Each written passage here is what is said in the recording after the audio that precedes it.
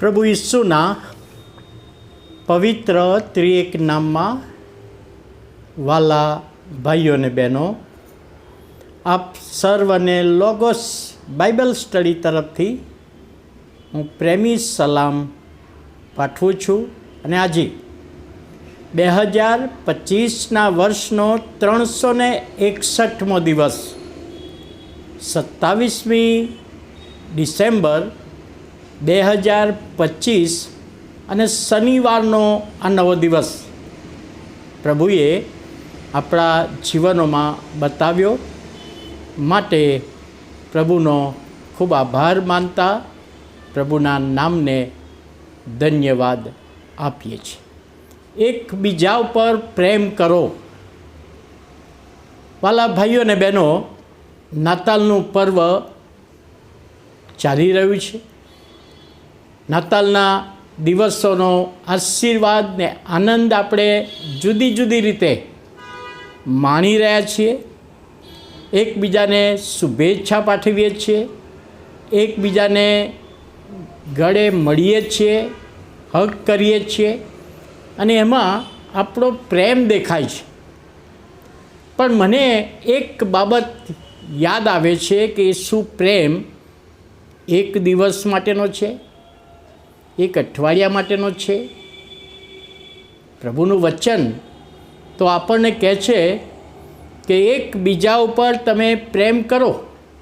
અને પ્રભુ ઈસુ ખ્રિસ્તે પણ શિષ્યોને આ જ શિક્ષણ આપ્યું. યોહાનની સુવાર્તા 15મો અધ્યાય ને 13મી કલમ, 14મો, 15મો અને 16મો આ 3 અધ્યાય એ પ્રભુ ઈસુ ખ્રિસ્ત જે શુક્રવારે મરણ પામ્યા એના પહેલાં ગુરુવારની સાંજે આ શિષ્યોને કહ્યું કે તમને મેં પસંદ કર્યા છે, પણ તમે એકબીજા પર પ્રેમ કરો. એ શિક્ષણને સંદેશો આપેલો. એ જ સંદેશો આજે પ્રભુ ઈસુ પર વિશ્વાસ કરનાર એમના માટે સંદેશો છે. ડૉક્ટર બિલી ગ્રાહમ, એમના આસિસ્ટન્ટ ડૉક્ટર અકબર હક, જેઓએ ભારતમાં એક ક્રુઝેડ રાખી અને ક્રુઝેડમાં ઘણા બધા માટે જે રાતની મિટિંગોનું આયોજન કરવામાં આવ્યું. અને એ વખતે ડૉક્ટર અકબર હક સાહેબે કહ્યું કે મારે શહેરના અન્ય ધર્મી વકીલોની સાથે એક મિટિંગ કરવી છે અને ખ્રિસ્તી વકીલને એમાં આમંત્રણ નથી. ફક્ત ને ફક્ત અન્ય ધર્મી વકીલોને એમાં આમંત્રણ છે. મોટું શહેર હતું. જે દિવસે મિટિંગનો સમય હતો, ઘણા બધા અન્ય ધર્મી વકીલ ભાઈ બહેનો ડૉક્ટર અકબર હકને સાંભળવા માટે આવ્યા. એમણે જે શિક્ષણ આપ્યું, પ્રભુ ઈસુ ખ્રિસ્ત વધસ્તંભ મરણ પામતા પહેલાં શિષ્યોને કહ્યું કે તમે એકબીજા ઉપર પ્રેમ કરો. તો એકબીજા પર પ્રેમ કરવાની બાબત એ બાઇબલમાં શીખવવામાં આવી છે. અને અકબર હકે એ અન્ય ધર્મી વકીલ સાહેબોને એ જ શિક્ષણ આપ્યું કે તમે પણ એકબીજા ઉપર પ્રેમ કરો. કારણ કે પ્રભુ ઈસુ ખ્રિસ્તનું શિક્ષણ છે. અમે ખ્રિસ્તી વિશ્વાસી જીવન તરીકે એકબીજા ઉપર પ્રેમ કરતા હોઈએ, પણ અહીં આગળ પ્રભુનું વચન જે સમજાવવામાં આવ્યું છે, ડૉક્ટર અકબર હક સાહેબે જાહેર કર્યું કે તમારામાંથી કોઈ એક જણને કોઈ પ્રત્યુત્તર આપવો હોય, કોઈ પ્રશ્ન પૂછવો હોય તો જાહેરમાં તમે પ્રશ્ન પૂછી શકો છો. અને એક વકીલ ઊભા થયા.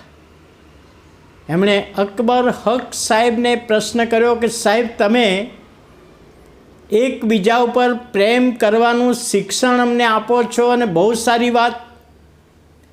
ઈસુ પ્રભુએ પણ આ જ શિક્ષણ આપ્યું શિષ્યોને અને એના પર વિશ્વાસ કરનારને. બહુ સારી વાત.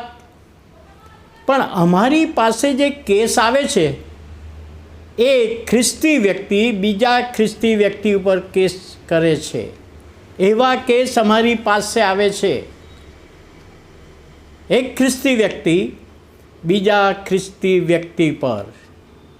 શક્ય છે કે બાળકો મા બાપ પર, મા બાપ બાળકો પર કેસ કરેલા દાખલા મેં જોયા છે, તમે જોયા છે.